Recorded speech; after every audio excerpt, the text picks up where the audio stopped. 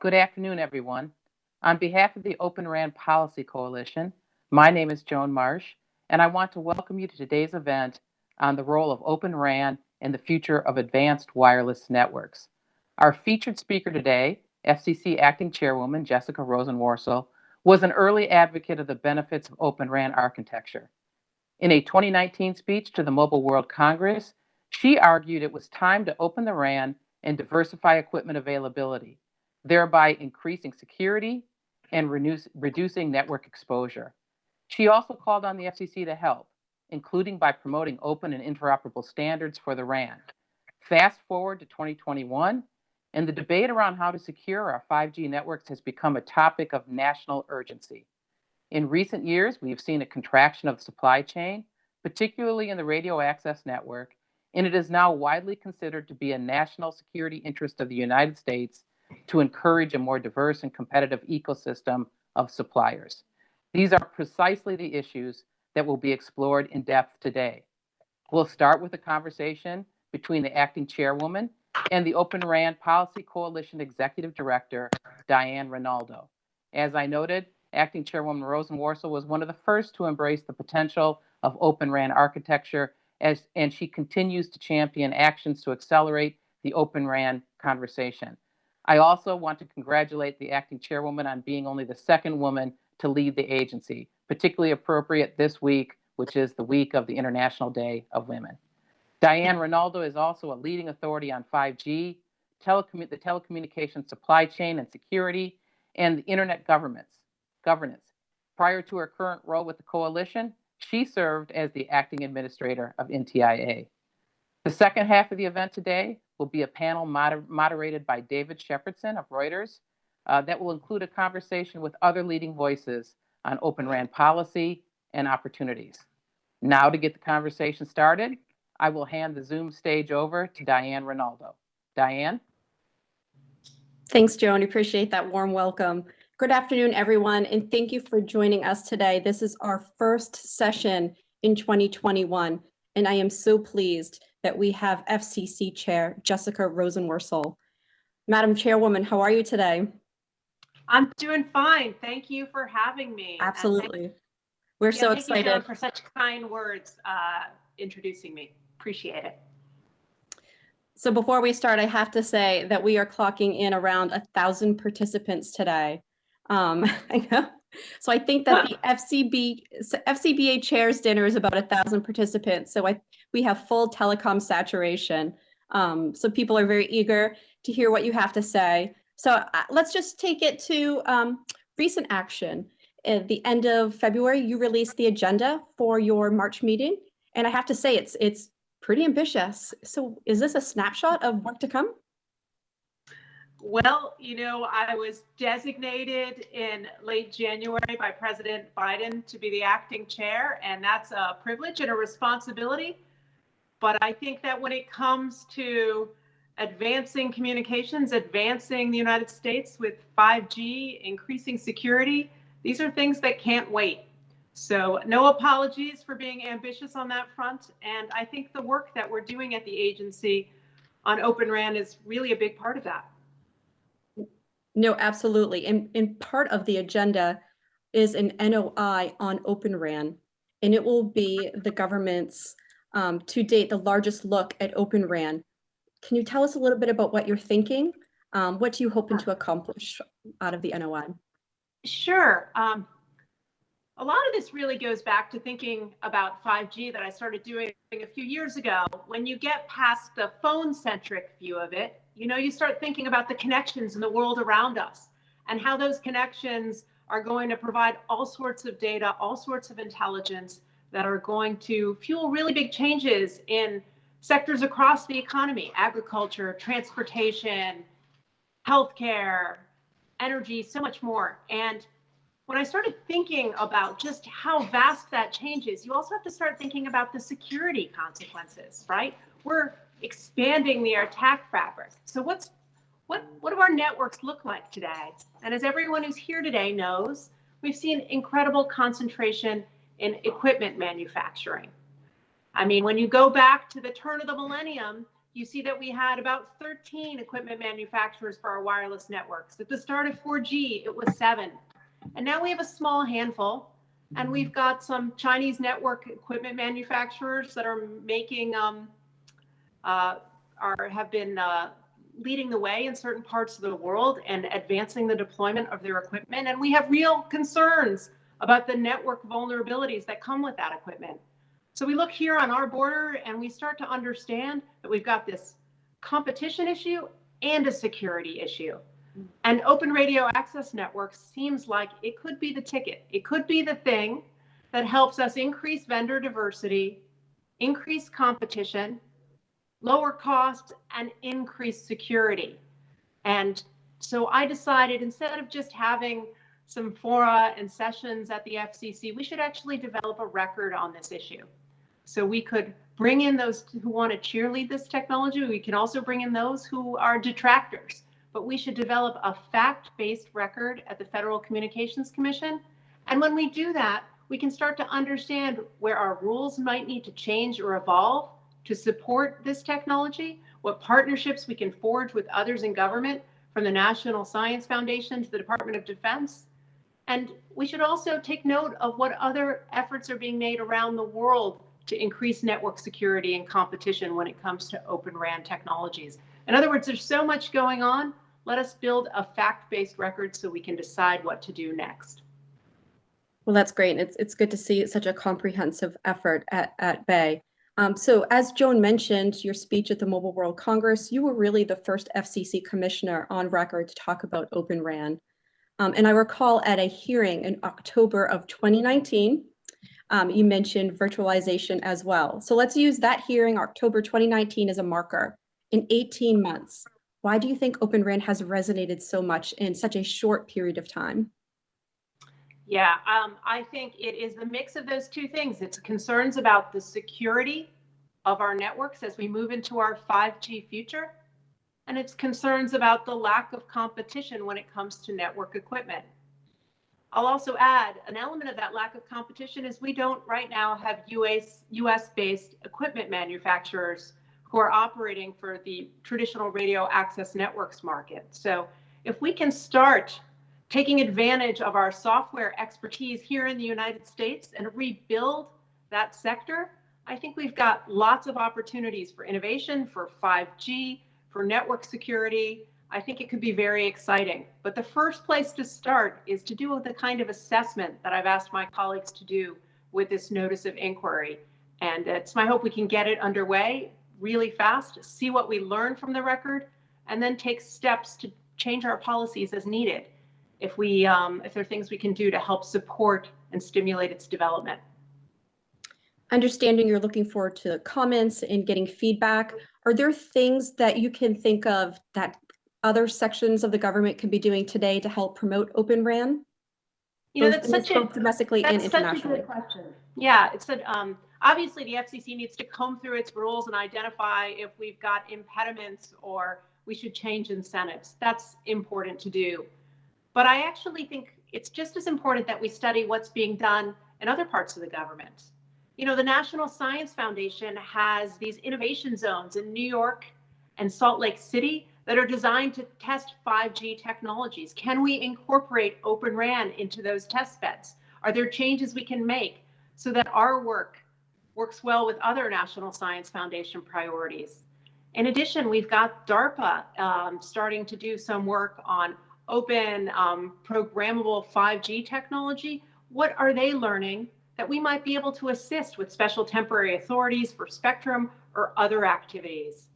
And likewise, the Department of Defense has already given out $600 million to explore 5G technologies on military installations. Are there things we can learn from that, or are there ways that the FCC can coordinate?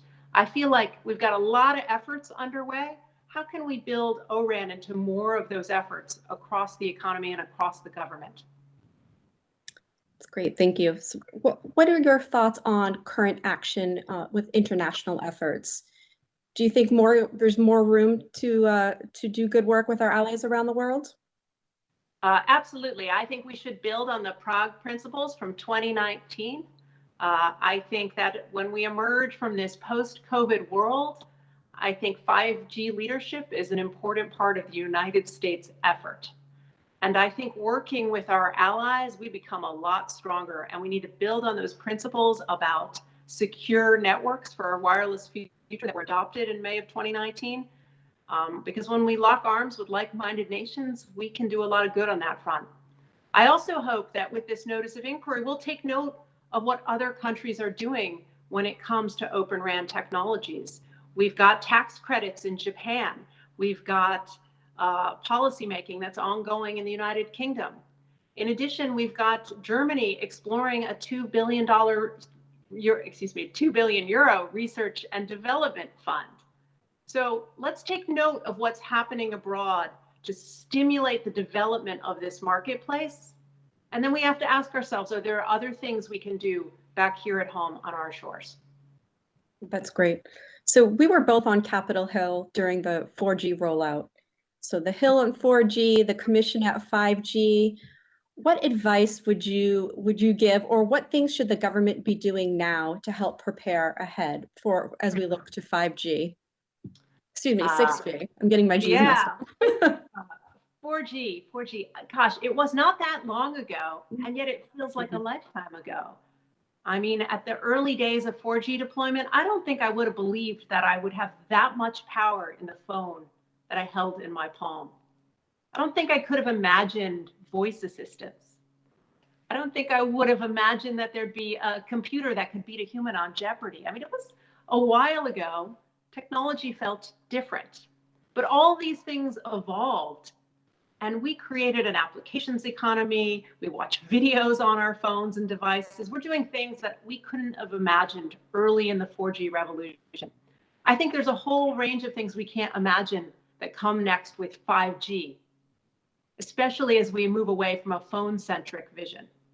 But when I stand back and squint from a distance, what I see are there really two big differences from the early days of 4G and the early days of 5G.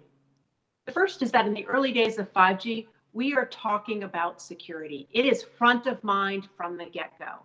I don't think that was quite as true when it came to 4G. This is appropriate. This makes sense. We should address these issues before we have problems, and I think that's a good thing. The second thing that I think is a little bit different here is that we talk about 5G in more geopolitical terms. Which countries are ahead? Who's winning the race? Who's getting mid-band spectrum out faster to their marketplace? What commercial deployments are taking place in different nations? I think that there is a recognition that this is the infrastructure of the future, and countries that are at the front of the pack are going to be more powerful. So I think those two differences are really the ones that I see: security and how 5G is really big in our discussion about geopolitics. Agreed, absolutely. Well, thank you for coming on today and answering some of the questions. I know people are very interested to see how your meeting on the 17th goes. So all eyes will be watching. Again, thank you for your time, Madam Chairwoman. And actually, I'm now going to pass it over to David Shepherdson with Reuters. Hi, my apologies. We're having a little bit of technical difficulties. We're just going to get David set up. I think he's just going to try to log out and log back in. Thank you for holding tight, and thank you for joining us today. It's a great conversation with the chairwoman. Maybe while we wait for David to log back in, we could have our panelists introduce themselves. Chris, you are my center square. Would you mind hopping on, testing your audio, making sure that you're all set? Sure. Can you hear me, Loud and Diane? clear. Loud Great, and clear. great. Thank you, sir. Well, look, like all things related to technology in the last year, we just got to be flexible and adaptable. So thank you, first of all, for having me. It's a pleasure to be with you, Diane, and my co-panelists. I know you and I have worked together for a couple of years, both inside and outside of government. You've always been a very tremendous partner and understood the importance of the private sector, having come from it and worked both in government and now back out again. So my name is Christopher Roberti. I'm Senior Vice President for Cyber Intelligence and Supply Chain Security Policy at the U.S. Chamber of Commerce. In essence, our portfolio is the national security portfolio. We also cover space and some procurement issues. I've been at the Chamber for about 7 years. I spent about a decade before that in the government, on the national security side, and started life as a lawyer. But really what we're doing at the Chamber is working to serve as the connective tissue between government and the private sector on many of the issues, policy, legislative, regulatory, that are rising to the fore, and try to use the convening authority and power of the Chamber through our large membership, state and local chambers, and associated other members to drive solutions in a pragmatic and open way. So thanks again for having me. Of course, 5G security is one of the key issues that my group focuses on, and our colleagues in the Chamber Technology Engagement Center are looking at the deployment, spectrum, that kind of issue. But this is something that we believe very strongly in terms of the need for us to get this right. And we're thrilled that Chairwoman Rosen-Worcel is here today, and we look forward to working with her and her team in the future. Thanks, Chris, and thank you for those words. It's been great to work with you in the Chamber over the years. It's always a productive conversation. Miran, could you tell us a little bit about Robin.io and how you came to work with the coalition and your thoughts about Open RAN? Sure, thank you for the opportunity. My name is Miran Hadipur. I'm Senior Vice President of Technology for Robin.io. We are an infrastructure company, a technology startup in Silicon Valley. Our focus has always been creating a modern application modernization infrastructure to support and facilitate deployment of Open RAN on cloud-native infrastructure. This technology would allow an operator to pick different components of RAN and core and 5G and deploy on a common infrastructure, as well as 4G, to be able to reduce the cost, open the platform for any adoption of O-RAN in the common infrastructure, enable cloud-based deployment, and do hyper automation to bring the cost of O-RAN down to a level that becomes more affordable. So that's how Robin's playing that space, and I'm quite excited to be part of this panel. It's great. Thank you. Jane, you have been in this space. We have worked together over a couple of years. I won't say exactly how long. Can you talk a little bit about your work at the coalition? You are one of our board members. You are on the West Coast, so you get up very early for our 9 a.m., 6 a.m. call for you. So we appreciate your dedication. Can you talk a little bit about what you're doing at Intel and how it fits into the Open RAN conversation? Sure, and thanks, Diane, for having me here. I appreciate not mentioning the number of years, and that kind of atones a little bit for the 6 a.m. calls, but it does show the commitment that I have to O-RAN as a technology as well. So thanks to the coalition, it's a great group. So I do have extensive experience in communications policy. I've been at Intel for quite some time, primarily on that. And in the age of convergence, my responsibilities now sort of also include a lot of the applications that are interconnected with it. So autonomous vehicles, IoT, AI, standards policy.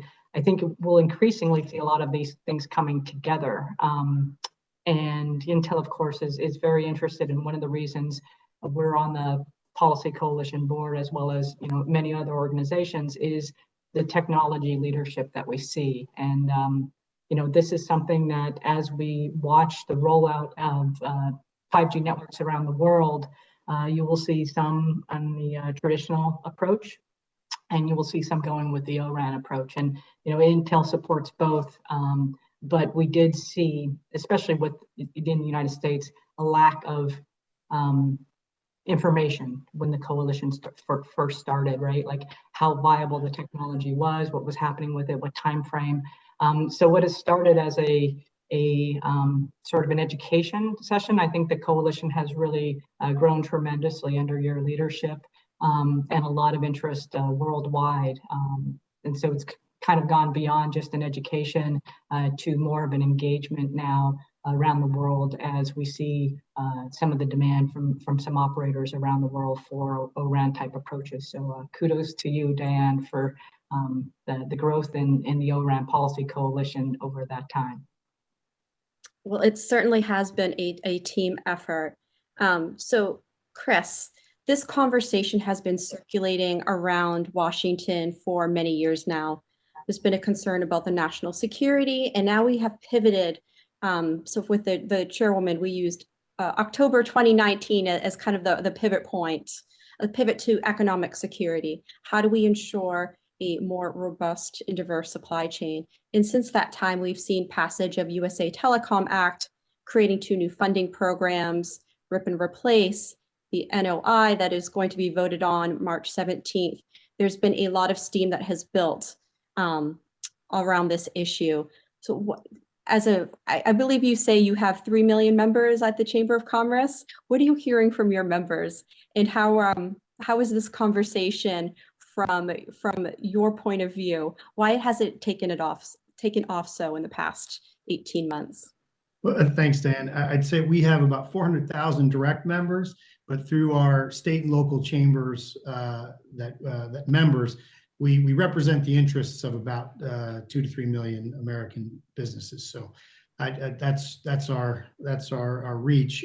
But look, I think one of the issues, I think part of the reason you're seeing these issues come to the fore is we're starting to see some of the geopolitical tensions that Chairwoman Rosenworcel mentioned.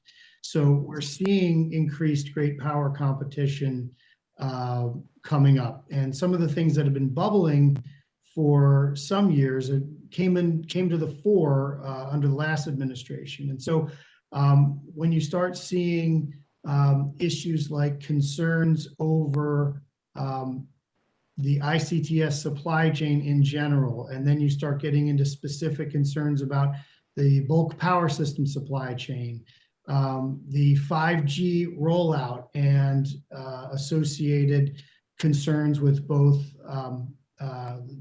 vendor diversity and the competition issue. So all of these things, I think, are creating a drive in each of those areas for increased understanding that we as a nation, we as a group of allied countries, need to be able to see the future and adapt to what it might be bringing us. And so I think with respect to 5G, the rollout of 5G, there was a great concern that the current number of vendors wouldn't be able to supply the need, and that market share was being really taken up by vendors from one specific country, that'd be China.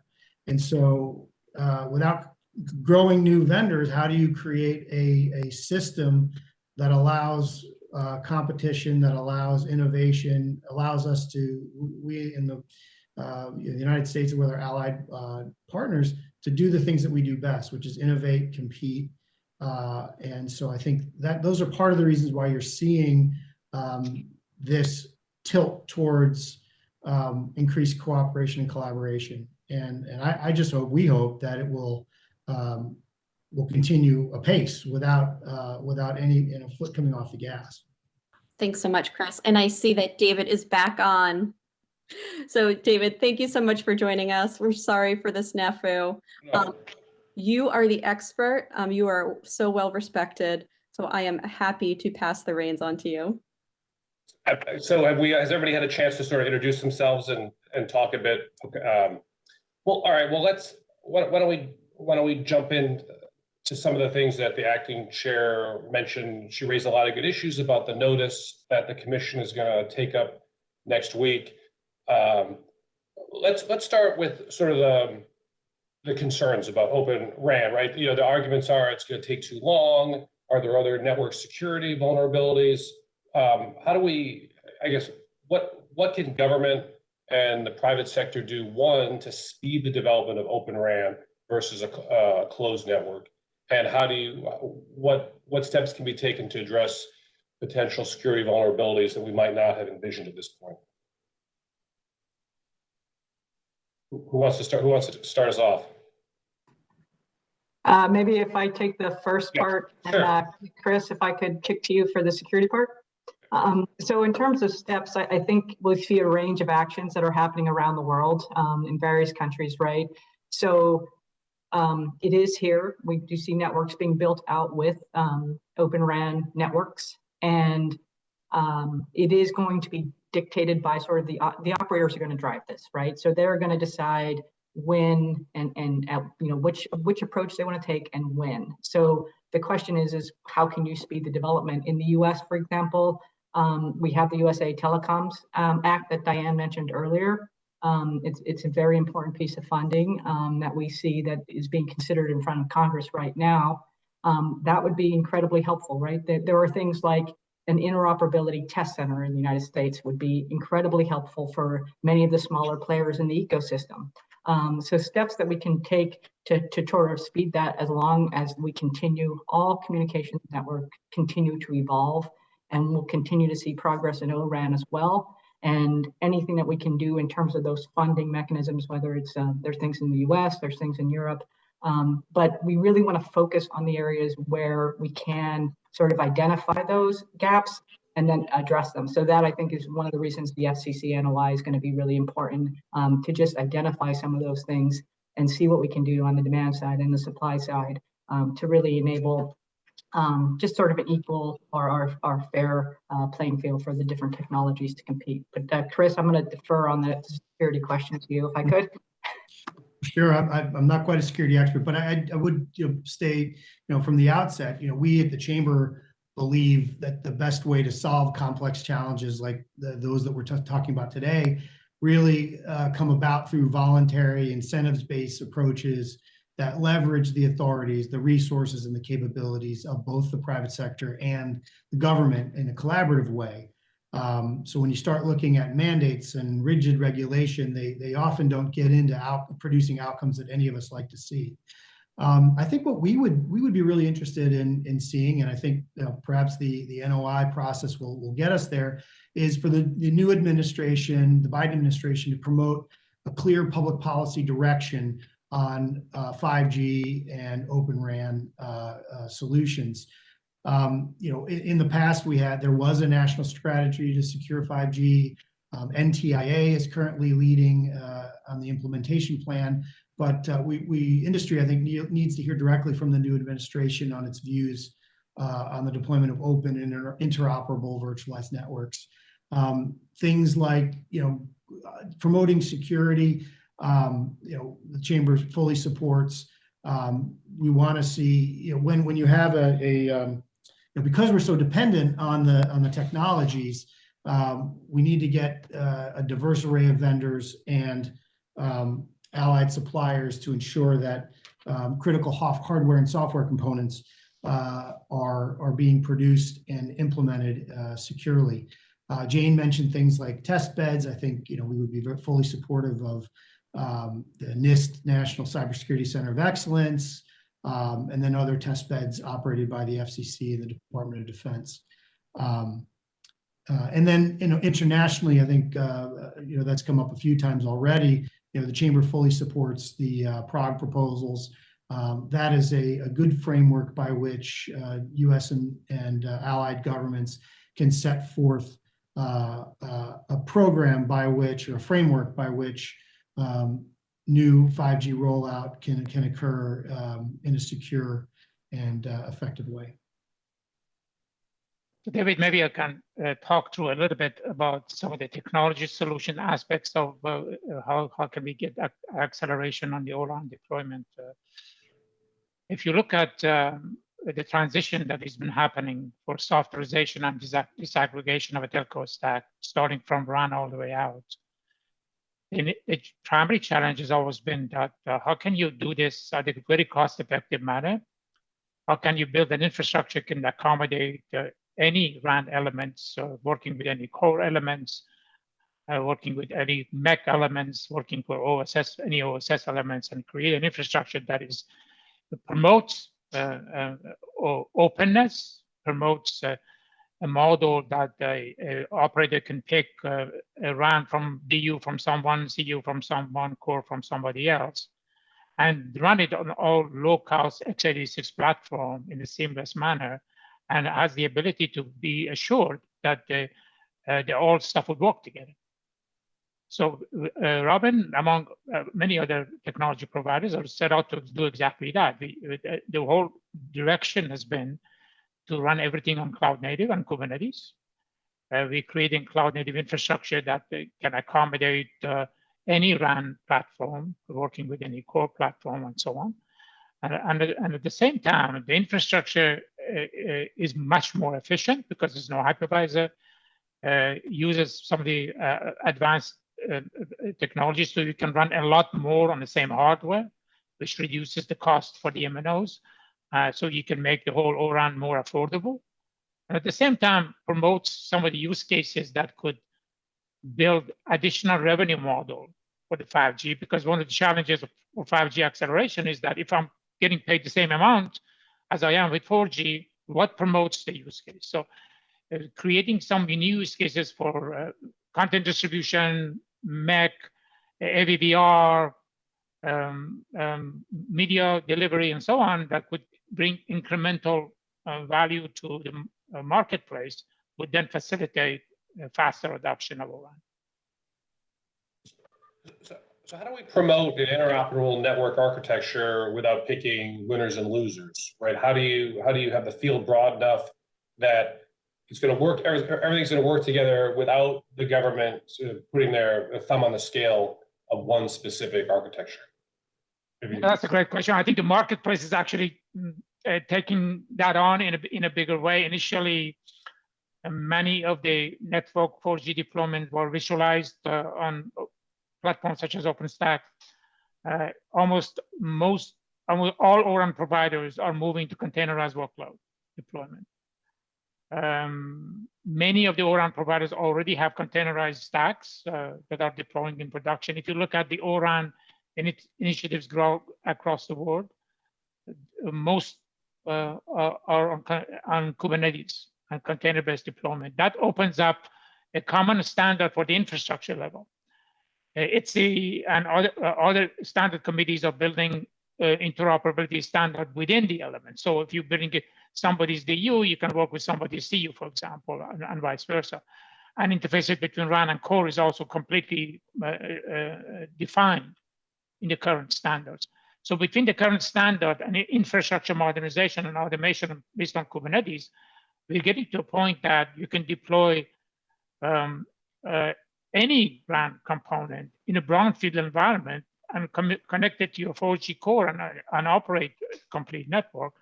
So you don't have to completely reinvest the entire stack, build a new set of data centers globally to be able to get on the O-RAN bandwagon. You can just deploy a brownfield model, run on Kubernetes. And one of the things that Robin has done, for example, is that we are able to actually run both virtualized network functions, VNFs, and containerized network function on the same infrastructure. So you don't have to throw away all the hardware you bought in the data center to run your 4G. You can deploy the O-RAN, run that on containers, and the core still could run on VMs. So all these technologies would help. David, if I could just up level a little bit as well. I think it's really important. We're very focused on the O-RAN, but I want to up level this for a moment for the impact on the United States. Because the questions you raised are very pertinent and important ones that policy makers around the world are facing. So really, if we think about winners, what we want to think about is how do we make American society and businesses winners, right? And as US policymakers and other countries are dealing with the same thing, as they think about this, how do they get these benefits out there? So the chairwoman had mentioned, sort of the race aspect. It's not so much, can you make the first phone call? It's more, when can you get the benefits of the technology via widespread deployment? And we expect many of the benefits that we see with 4G in terms of human-centric, all the apps on your phone, to really extend across our economy in many different business verticals. So when we think about winners and losers, we shouldn't be thinking about it in terms of, this is a big battle between which type of system model, which type of approach an operator is going to take. It's how do we get these benefits out there? Because 5G will benefit our societies. And as we think about that, right, like the operators are going to drive this, as I said before. So let's not, it's not about distorting the market or putting your finger on the scale. It's making sure whether the operators choose to go with the traditional, the TEM, approach, the existing type of ecosystem, or if they go with the O-RAN type of approach, to make sure there's opportunities for both. And that's going to be the biggest point, is really to enable and let the operators pick what they're going to do and deploy those systems so we can make our societies the winner. Maybe Chris, what do you think we can learn from the other O-RAN projects underway in Brazil and Germany, as the commissioner mentioned, in Japan, other parts of the EU, the UK? How far along do you think they are? Kind of referring back to what Jane said, versus the United States, and ultimately, how much do you think the world will have to move toward common standards, a common architecture? Thanks, David. I think probably Jane and Mehran are probably better equipped on that question, but I would say that, internationally, international cooperation through a series of frameworks or proposals is a very effective way of providing vision, guidance, also allowing standards to be set, and then allowing the market to mature. So things like the Prague proposals, the EU toolbox for 5G security, things like that help provide the framework by which then these networks can develop in a secure and effective way. But in terms of the specific rollouts, I think our technical and quasi-technical experts would probably be best suited on that one. Maybe I can talk through that. I think one of the things that would help accelerate the O-RAN adoption is some of the proof points you've seen now being generated in actual production network running RAN workload end-to-end for 5G, and showing that it could be done in a much more cost-effective way and so on. The Japan example you mentioned, Rakuten Mobile, for example, is probably one of the early adopters of O-RAN technology, has entirely containerized stack. They all actually also packaged it in a cloud-based environment that could be deployed for any operator, and they're trying to export that. Those kind of standardized end-to-end integrated and proven platforms would encourage other brownfield operators who don't want to replace a lot of their infrastructure to get on O-RAN bandwagon much faster. One of the problems with O-RAN has been that the traditional vendors' products still running most of the network today. Right? So if you want to adopt your own, how much investment are you going to make to get to a point that you can now get on the O-RAN bandwagon? And if you can prove it could be done in a brownfield environment with a combination, as we have done in Rakuten Mobile for Rakuten, that would open up a much faster acceleration. I mean, you all people like Dish and others that are Greenfield deployment, but most of the other operators were in Brownfield, means they're not going to completely change their infrastructure. They want to try it O-RAN for certain use cases. And that kind of a standardized deployment infrastructure would be very beneficial to accelerate. Jane, do you want to jump in too? I would just add that to Mehran's point about, it's kind of inside baseball to talk about Brownfield versus Greenfield, right? But the biggest thing I think here is that we are seeing a lot of demand from traditional operators. The main operators in different countries, and you see that in different regions, and that's what's driving it. So it's not just for it's not just being considered by sort of the new entrants into the market, but also you see support from some of the more maybe longer term, well-known players who've been around for a longer period of time as well. So that I think is part of what you're seeing in terms of the different geographical interest, is also being driven not just by the governments, but also by the operators in those countries. Makes sense. How much do you think the rip and replace and the supply chain order poses an opportunity to speed the adoption of O-RAN at this point? You want to take this one? I can maybe start the conversation. Jane maybe can come in. The problem with the rip and replace, especially people who deployed traditional infrastructure from people like Nokia, Huawei, and others are faced with the problem that there needs to be a model that the economics of the O-RAN infrastructure makes sense to them, right? There's a lot of proof of concepts and things like that going on in O-RAN for certain geographies.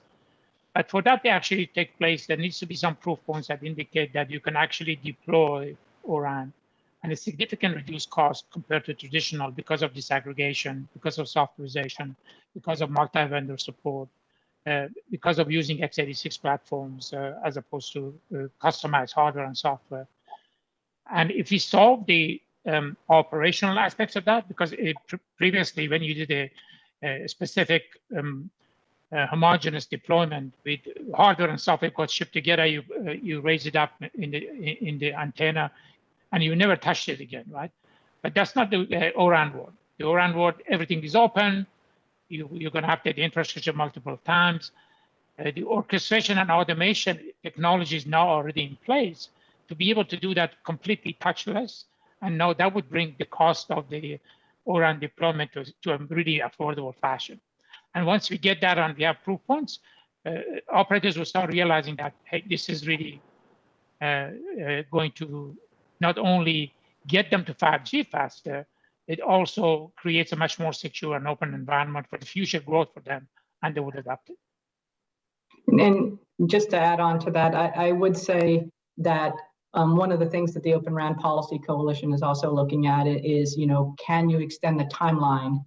It's a very aggressive timeline in the United States on rip and replace. So, not getting into a technology mandate, but instead to just say, okay, if there's a commitment to O-RAN, you may get an additional period of time. And that would be something that doesn't sort of tip the balance between winners and losers, but provides that opportunity for both types of approaches. So something like that, where there's a possible extension of time, would be something that creates an opportunity.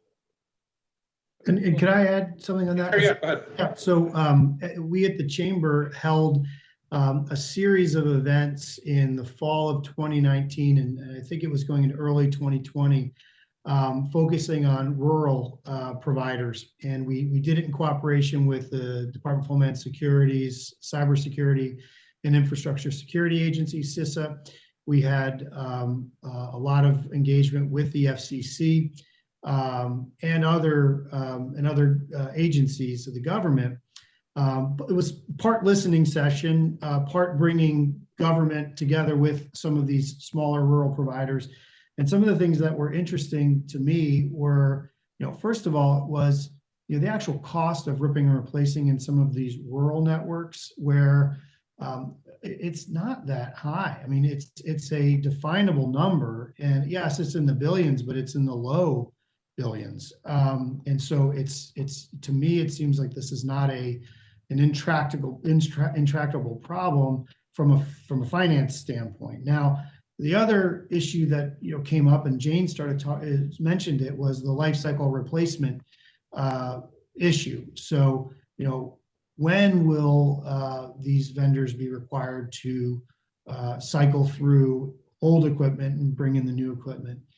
The third thing that I learned that I thought was very interesting was many of the providers told us that the equipment itself the cost, that's a cost, but really the cost of going up and taking down old antennas and putting up new antennas, getting those crews and the availability of the crews to do that is another sticking point. And so these are some of the things that, sort of the prosaic things. We think about buying new equipment. You don't think about getting it up on the tower often. So, or at least those of us who aren't doing it for a living. So, those are some areas where we were working to try and raise awareness of those issues. But yeah, certainly on the life cycle replacement, that's a huge issue. Well, this jumps off of something that the commissioner mentioned, and you all may remember that under the prior administration, the Attorney General even threw out the idea that maybe the U.S. government could take equity stakes in Nokia or Ericsson to address the lack of a U.S. network manufacturer. What do you think? Are there specific steps you think that the U.S. government can take to both incentivize the U.S. companies to manufacture network equipment, as well as do more to speed O-RAN through either policy or tax incentives or grants? Chris, you want to jump, or Jamie, want to start? Chris, you want to start, and I'll go on after you. Yeah, I'll just come out and say, we really aren't a fan of nationalizing providers or equipment makers. So, we believe that the market will thrive when it's unleashed. In terms of incentives, there's a whole range of potential options, anything from tax incentives to grants for research and development. The NTIA's 5G challenge is a good model to see how that unfolds and see if that's a good model for the future. As I mentioned earlier, I think there's test beds operated by NIST's National Cybersecurity Center for Excellence, the FCC, and the Department of Defense. So we'd be much more supportive of that kind of approach rather than taking equity stakes in companies, because I think at some point, if you can make the environment and conducive to growth and innovation, you'll see a much greater blossoming of solutions. And if I could just add on to that, so first I want to just start with dispelling the notion that there's not 5G in the United States as well.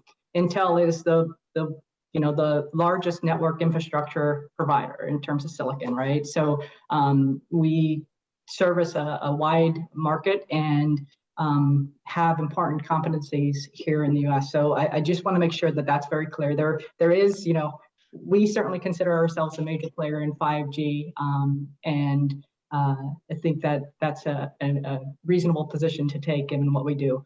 But countries do have an important role here too, right? Like countries, I think Chairwoman Rose Morsell made an important point in terms of how important it is, right? In the age of convergence, we see all these things putting together now and how important. I mean, during COVID, I don't think it's ever been more apparent how important digital connectivity is and how important it is for our economies and our societies, period, right?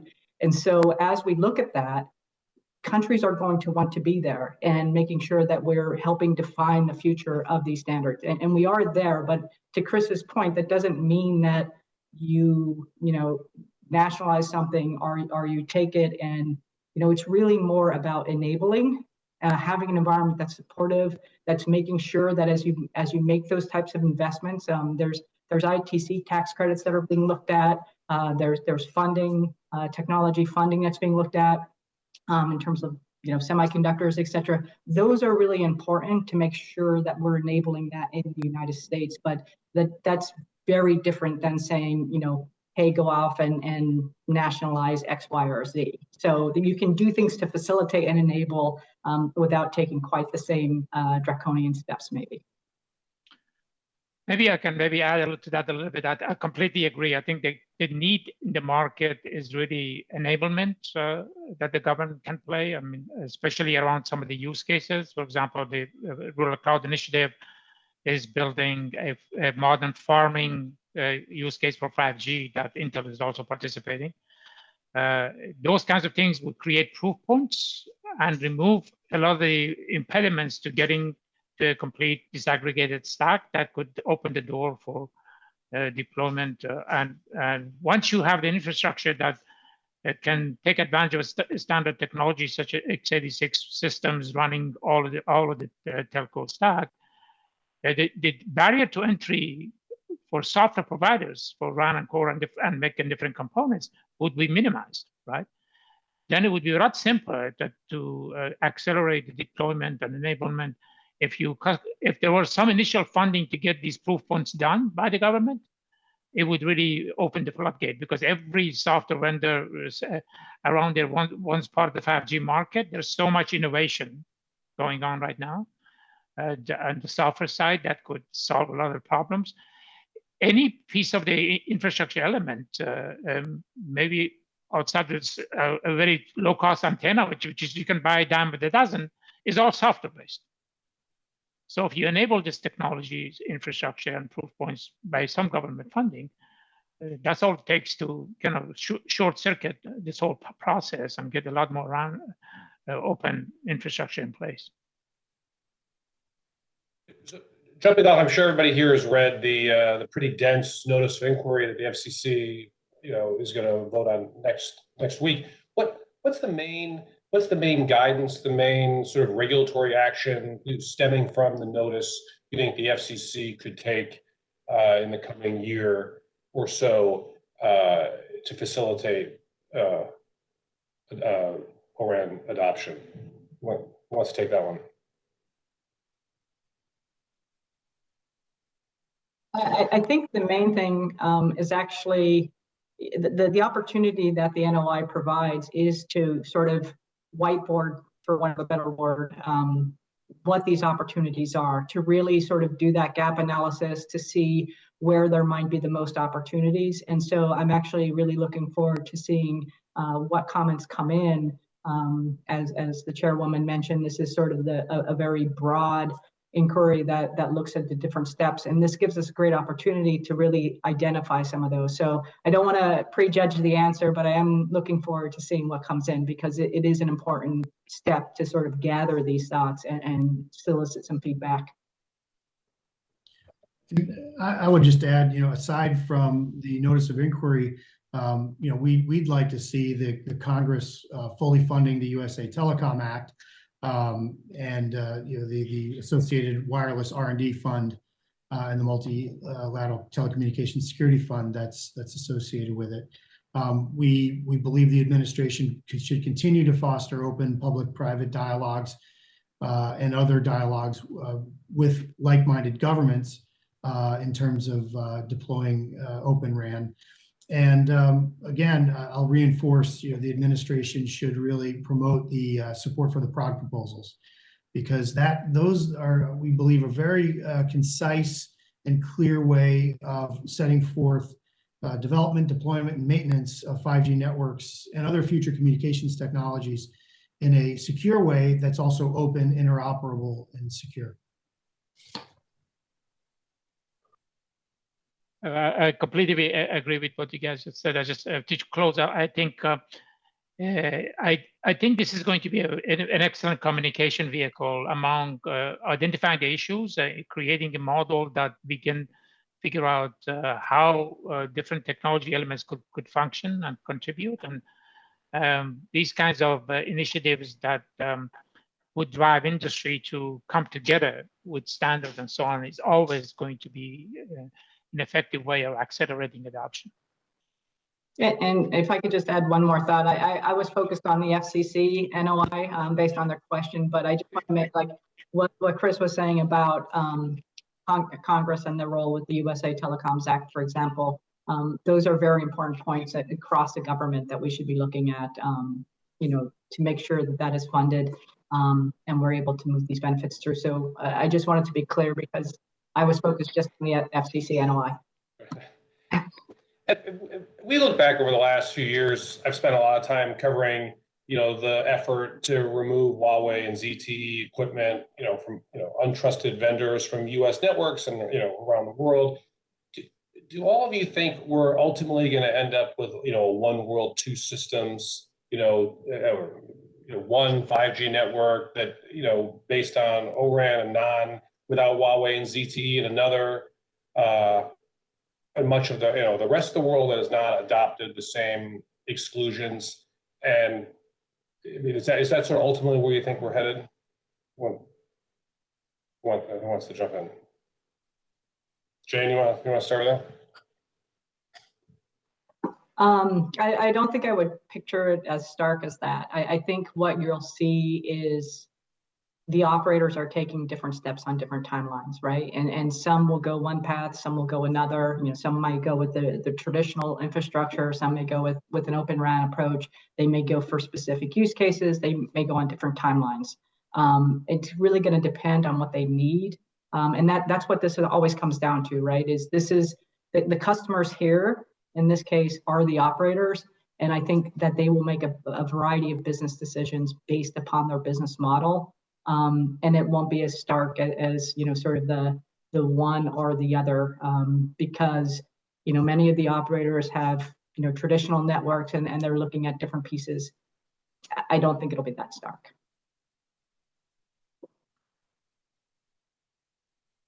If I may add to that a little bit, I think one of the things that I always look at the bright spot, so my apologies for that.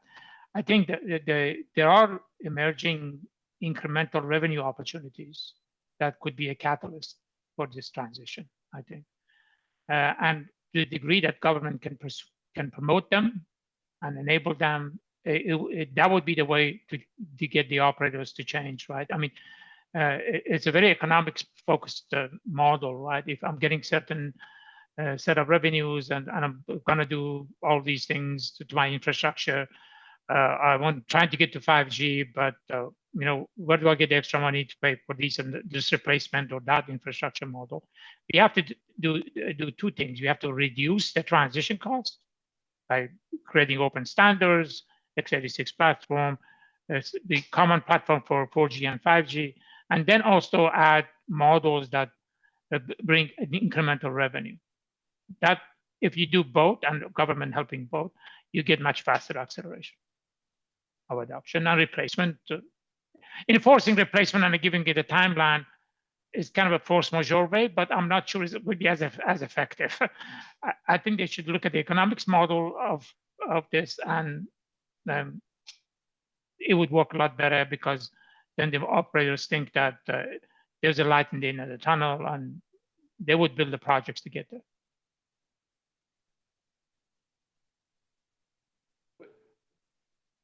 Given where we are today, where do all three of you see is the ramp rate over the next 5 or 10 years? I mean, that's kind of one of the questions you hear about how fast will it really take us to get to 50%, 75%, some significant market share, from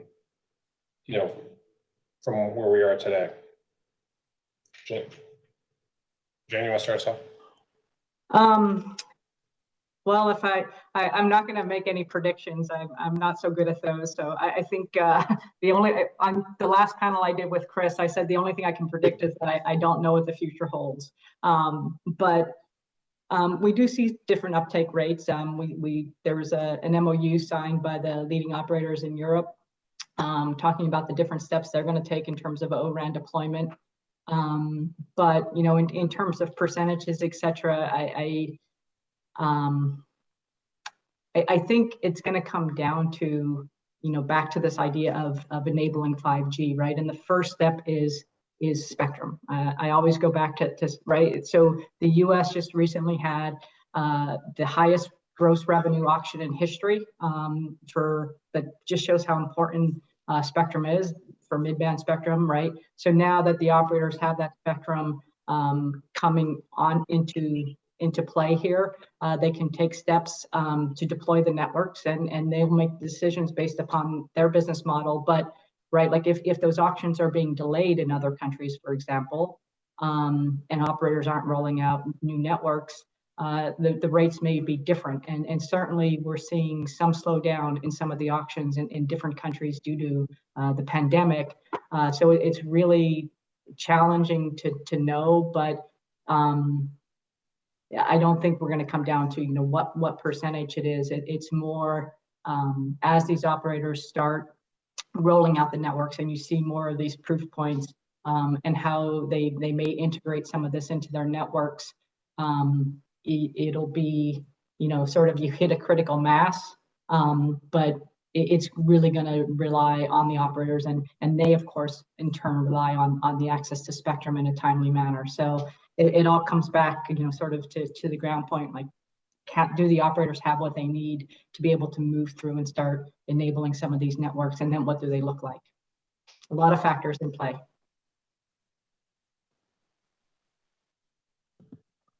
I can give you my perspective. Being an infrastructure player in 5G, we do see a significant momentum on O-RAN deployment studies, POCs, and requests for information this year far beyond what it was last year. So I see some acceleration.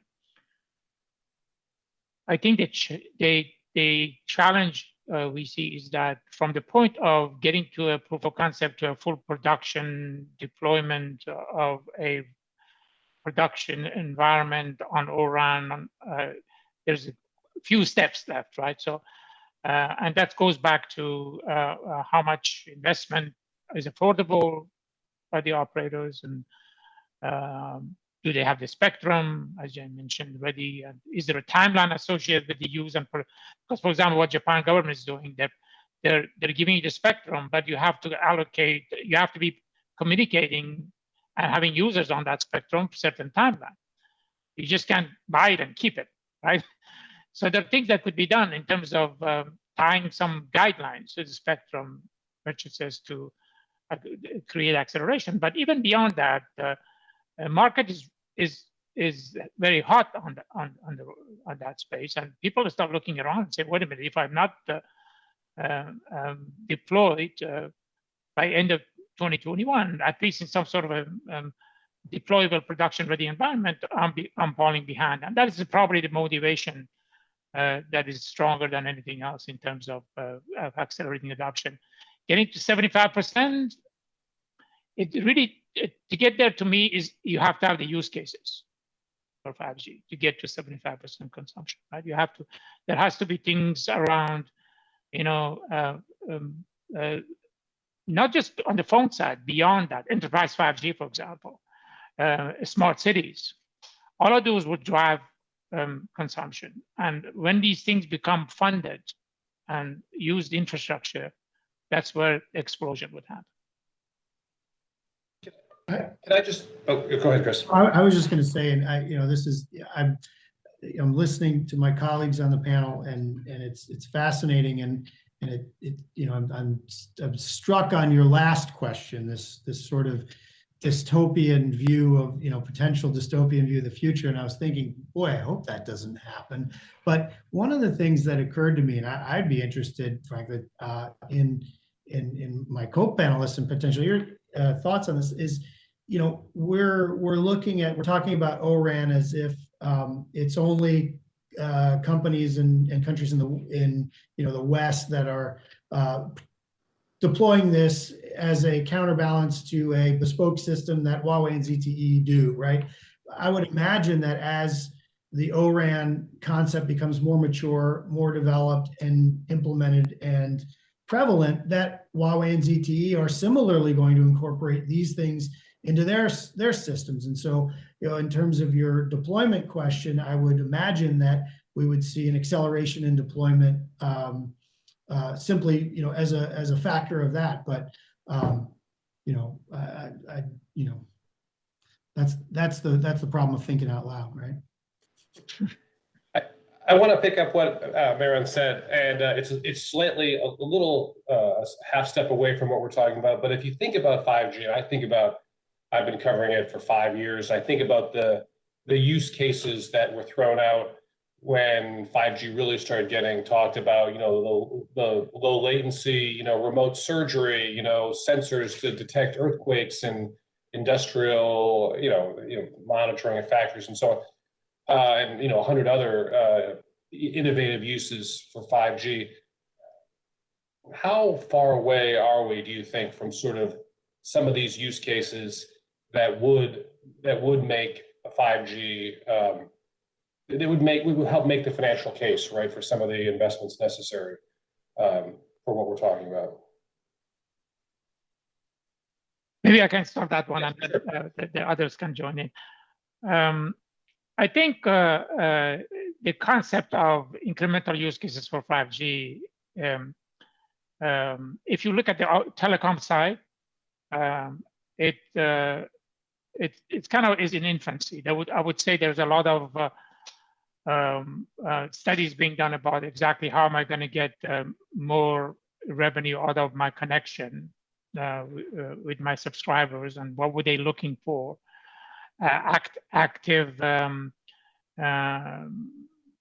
people are talking about things like AVVR or live content participation. I would say those things are interesting, but something that struck me, one of the calls is like the most common use of 5G application on a phone is a speed checker, right? I mean, you can't make money out of the speed checker, right? They have to see something bigger value than that. So I see some of the, on the other hand, there are significant telehealth. There's a number of things that are coming along that makes a rounded view of why 5G for the operator side. But on the outside of the operator environment, all the industrial use cases, farming, smart city, automation, enterprise 5G, factory automation, those things are a definite money generation opportunities. If you create an edge environment and you're an operator, and you're now, because 5G was driving to get a lot closer to the end user, right? You have to be able, the distances are shrunk. You cannot, you need to have a lot of far edge devices to support 5G. That gives you the opportunity to actually start building enterprise applications of that infrastructure, right? You can now offer location-based services, for example, on top of your infrastructure for you're walking by and people know where you are and so on. So there are a lot of software innovation that is happening. What has not yet happened is the exactly business case and use cases that would drive that into the market. And I think that's where we are right now to try to get. But I see that as soon as people see the dollars, it's going to mushroom, right? It always works like that, right?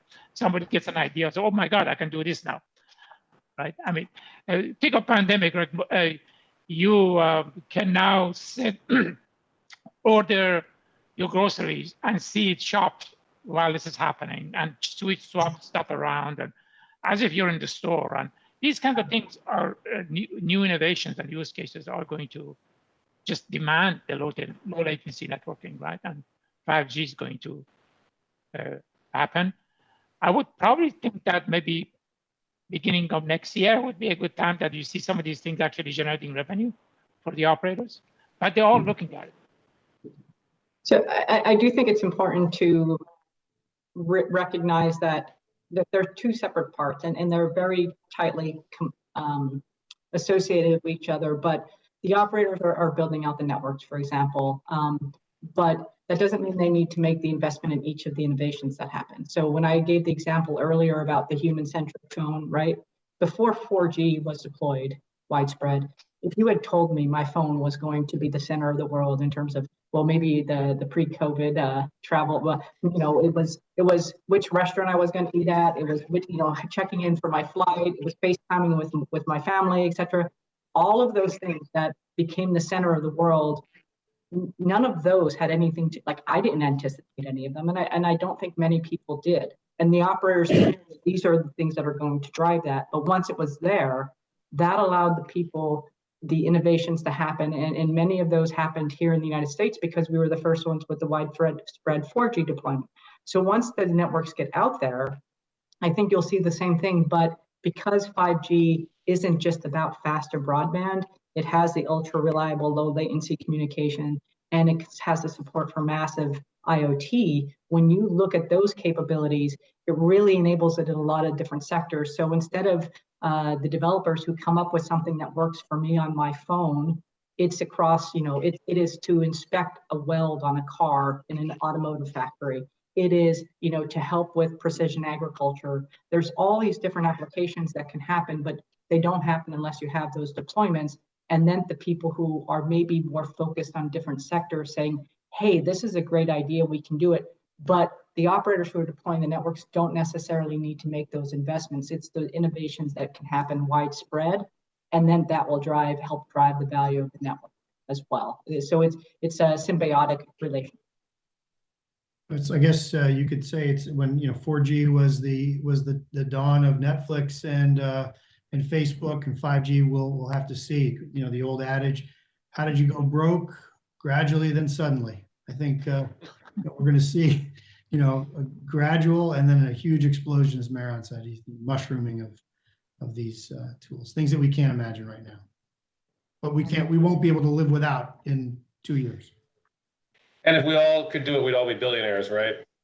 And then just maybe to wrap us up, what have we learned so far? And again, I know it's early from what Dish is doing, from what Inland Cellular has done, and what Verizon's doing on O-RAN. And are there any sort of early lessons from the O-RAN deployments that can help policymakers as they try to advance the technology?